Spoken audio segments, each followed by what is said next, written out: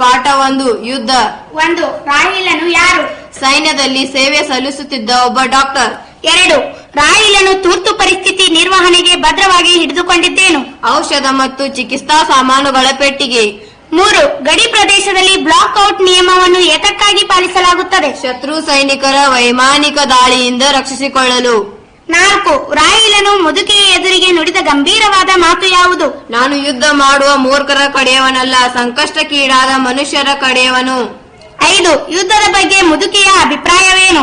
ಎಲ್ಲರಿಗೂ ದೇಹಕ್ಕೂ ಮತ್ತು ಮನಸ್ಸಿಗೂ ಗಾಯ ಮಾಡುವುದೇ ಯುದ್ಧ. 6. ಪೈಲಟ್ಗೆ ಯಾವುದರೊಡನೆ ಸಂಪರ್ಕ ಬೆಳೆಸಲು ಸಾಧ್ಯವಾಗಲಿಲ್ಲ? ಗ್ರೌಂಡಿನೊಡನೆ. 7. ರಾಹಿಲನಿಗೆ ನದಿಯಲ್ಲಿ ಈಜಲು ಏಕೆ ಕಷ್ಟವಾಗುತ್ತಿತ್ತು? ಸೈನಿಕ ಉಡುಪಿನಲ್ಲಿ ಇದ್ದುದರಿಂದ. 8. ರಾಹಿಲನಿಗೆ ನದಿಯ ತೀರ ಹೇಗೆ ಗೋಚರಿಸಿತು? ಮಿಂಚು ಮಿಂಚಿದ್ದರಿಂದ. 9. ರಾಹಿಲನು ತೆವಳುತ್ತಿದ್ದಾಗ ಕಿವಿಗೆ ಏನು ಕೇಳಿಸಿತು? ಮಹಿಳೆಯೊಬ್ಬಳ ಆರ್ತನಾದ ಕೇಳಿಸಿತು.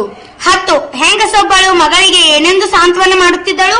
ಏನು ಮಾಡಲಿ ಮಗಳೇ, ಈ ಮಳೆಯಲ್ಲಿ ಈ ಕತ್ತಲೆಯಲ್ಲಿ ನಾನು ಯಾರನ್ನು ಕರೆಯಲಿ? ಒಮ್ಮೆ ಬೆಳಕಾಗಿದ್ದರೆ ಸಾಕಾಗಿತ್ತು. 11. ಬಾಗಿಲ ಬಳಿ ನಿಂತು ರಾಹಿಲನು ಏನೆಂದು ಹೇಳಿದನು? ದಯವಿಟ್ಟು ಬಾಗಿಲು ತೆಗೆಯಿರಿ, ನಾನು ಗಾಯಗೊಂಡಿದ್ದೇನೆ, ಪ್ಲೀಸ್.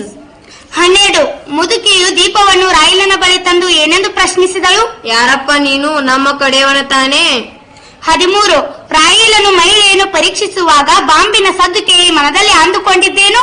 ಜೀವಿಯೊಂದನ್ನು ಜೀವ ಸಹಿತ ಹೊರಹಾಕಲು ಈ ಹೆಣ್ಣು ಮಗಳು ತನ್ನ ಜೀವವನ್ನೇ ಪಣಕ್ಕಿಟ್ಟಿದ್ದಾಳೆ. ಹೊರಗೆ ಯುದ್ಧದ ಹೆಸರಿನಲ್ಲಿ ಮನುಷ್ಯ ಜೀವಿಗಳ ಸಾಮೂಹಿಕ ಕೊಲೆಯಾಗುತ್ತಿದೆ.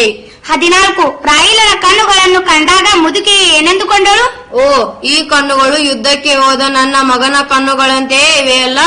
15. ಸೈನಿಕರ ಉಡುಪಿನಲ್ಲಿ ಬಂದವರು ಮುದುಕಿಗೆ ಏನೆಂದು ಪ್ರಶ್ನಿಸಿದರು? ಯಾರಾದರೂ ಗಾಯಗೊಂಡ ಸೈನಿಕರು ಈ ಕಡೆ ಬಂದಿದ್ದಾರೆಯೇ? 16. ಮುದುಕಿಯ ಮಗ ಎಲ್ಲಿಗೆ ಹೋಗಿದ್ದನು? ಯುದ್ಧಕ್ಕೆ ಹೋಗಿದ್ದನು. 17. ಯುದ್ಧ ವಿಮಾನದಲ್ಲಿ ಪ್ರಯಾಣಿಸುತ್ತಿದ್ದ ವೈದ್ಯನ ಹೆಸರು? ರಾಹಿಲ್. 18. ಡಾಕ್ಟರ್ ರಾಹಿಲನು ಯಾವ ಉಡುಪು ಧರಿಸಿದ್ದನು? ಸೈನಿಕರ ಉಡುಪು. 19. ರಾಹಿಲನನ್ನು ಮುದುಕಿಯು ಎಲ್ಲಿ ಅಡಗಿಸಿಟ್ಟಳು? ಸೊಸೆ ಮಲಗಿದ್ದ ಕೋಣೆಯ ಮಂಚದಡಿಯಲ್ಲಿ.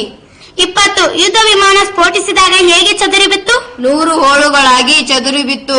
21. ಡಾಕ್ಟರ್ ರಾಹಿಲನಿಗೆ ಆದ ತೊಂದರೆ ಏನು? ಒಂದು ಕಾಲಿಗೆ ಪೆಟ್ಟಾಗಿತ್ತು ಮತ್ತು ಸೈನಿಕರ ಉಡುಪಿನಲ್ಲಿ ಇದ್ದುದರಿಂದ ಈಜಲು ಬಹಳ ತೊಂದರೆಯಾಗುತ್ತಿತ್ತು.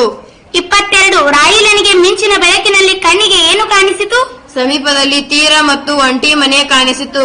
23. ದೇಹಕ್ಕೂ ಮನಸ್ಸಿಗೂ ಗಾಯ ಮಾಡುವುದು ಯಾವುದು? ಯುದ್ಧ. 24. ಯುದ್ಧ ಪಾಠವು ಕನ್ನಡ ಸಾಹಿತ್ಯದ ಯಾವ ಪ್ರಕಾರದಲ್ಲಿದೆ? ಸಣ್ಣ ಕಥೆಗಳು. 25. ಯುದ್ಧಕ್ಕೆ ಕಾರಣವಾದ ಅಂಶಗಳು ಯಾವುವು? ಸಾಮ್ರಾಜ್ಯ ವಿಸ್ತರಣೆ, ಲೋಭ, ಶಕ್ತಿಯ ಪ್ರದರ್ಶನ, ಕೌಟುಂಬಿಕ ಕಲಹಗಳು, ದ್ವೇಷ ಸಾಧನೆ.